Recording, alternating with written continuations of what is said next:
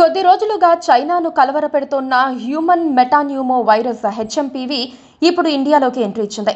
బెంగళూరులో 2 చిన్నారులు, గుజరాత్లో ఒక శిశువు, చెన్నైలో మరో 2 చిన్నారులు ఈ వైరస్ బారిన పడినట్టు భారత వైద్య పరిశోధన మండలి ప్రకటించింది. బెంగళూరులో బ్రాంకో న్యూమోనియాతో బాధపడుతోన్న 3 నెలల పాపను ఆసుపత్రిలో చేర్చగా వైద్య పరీక్షల్లో హెచ్ఎంపీవీ పాజిటివ్ వచ్చింది. అయితే ఆ పాపకు చికిత్స చేసి డిశ్చార్జ్ కూడా చేసినట్టు కేంద్ర ఆరోగ్య శాఖ తెలిపింది.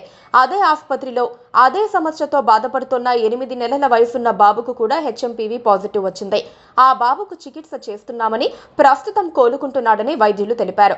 అలాగే రాజస్థాన్లోని దుంగార్పూర్కు చెందిన 2 నెలల వయసున్న బాబు శ్వాసకోశ ఇన్ఫెక్షన్తో బాధపడుతూ ఉండటంతో తల్లిదండ్రులు ఆ శిశువును అహ్మదాబాద్లోని ఒక ప్రైవేట్ ఆసుపత్రిలో చేర్చారు.